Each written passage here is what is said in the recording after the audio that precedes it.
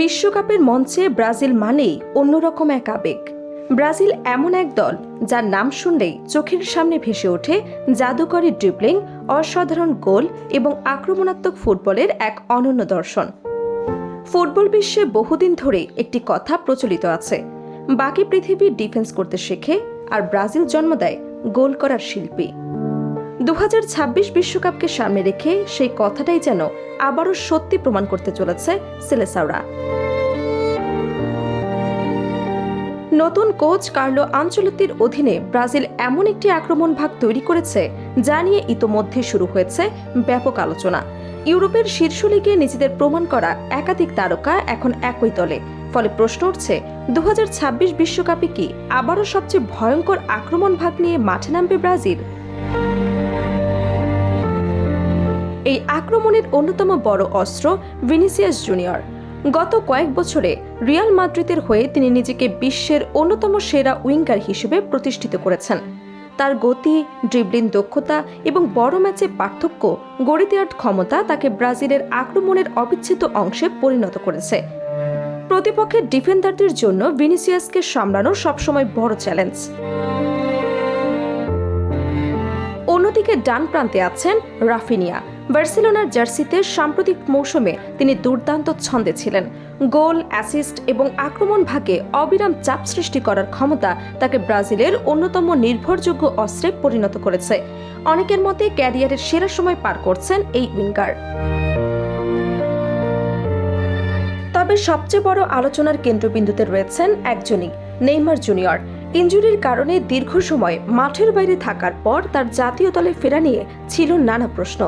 তিনি কি আগের মতো কার্যকর? বিশ্বকাপের মতো বড় টুর্নামেন্টের চাপ সামলাতে পারবেন?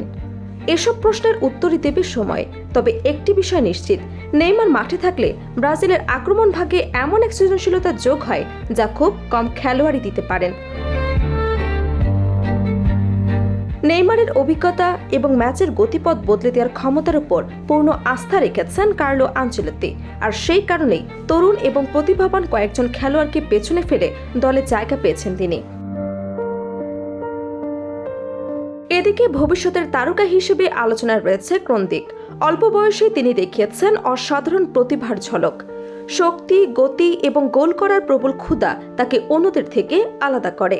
ব্রাজিলের সমর্থকদের অনেকেই মনে করেন আগামী এক দশকে জাতীয় দলের আক্রমণে নেতৃত্ব দিতে পারেন এই তরুণ ফরওয়ার্ড। ম্যাথিউস কুনিয়া এবং ইগোর জেসুসের মতো খেলোয়াড়রা দারুণ প্রতিদ্বন্দ্বিতা তৈরি করেছেন। কুনিয়ার ওয়ার্ক রেট এবং লিঙ্ক আপ প্লে যেমন প্রশংসিত, তেমনি বক্সের ভেতরে ফিনিশিংয়ের জন্য পরিচিত অন্য স্ট্রাইকাররাও।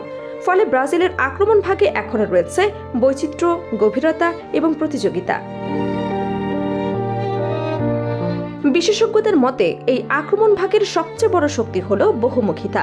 ভিনিসিয়াসের গতি, রাফিনিয়ার কার্যকারিতা, নেইমারের সৃজনশীলতা এবং ক্রোন্দিকের গোল করার প্রবণতা সব মিলিয়ে এক ভয়ঙ্কর সমন্বয় তৈরি হয়েছে। প্রয়োজনে দ্রুত কাউন্টার অ্যাটাক, আবার প্রয়োজনে ধৈর্য ধরে বল দখল রেখে আক্রমণ, দুই ধরনের ফুটবলে খেলতে পারে এই দল। সবচেয়ে গুরুত্বপূর্ণ বিষয় হলো এই তারকাদের সামলানোর দায়িত্বে আছে কার্লো আনচেলত্তির মতো অভিজ্ঞ কোচ। বিশ্বের সেরা খেলোয়াড়দের নিয়ে কাজ করার দীর্ঘ অভিজ্ঞতা রয়েছে তার। রিয়াল মাদ্রিদে ভিনিসিয়াসের উন্নতির পেছনেও তার গুরুত্বপূর্ণ ভূমিকা ছিল। ফলে এই তারকা খচিত আক্রমণ ভাগ থেকে সর্বোচ্চ পারফরমেন্স বের করে আনার সামর্থ্য তার রয়েছে। তবে কাগজে কলমে শক্তিশালী হওয়া আর মাঠে সফল হওয়া এক বিষয় নয়। বিশ্বকাপের চাপ, ইনজুরি, ফর্ম এবং দলগত সমন্বয় সবকিছুই গুরুত্বপূর্ণ ভূমিকা রাখবে। তারপরও একটি বিষয় নিয়ে খুব কম মানুষই দ্বিমত, যদি এই আক্রমণ ভাগ নিজেদের সেরা ছন্দে খেলতে পারে তাহলে 2026 বিশ্বকাপে ব্রাজিলকে থামানো যে কোনো দলের জন্য অত্যন্ত কঠিন হয়ে দাঁড়াবে।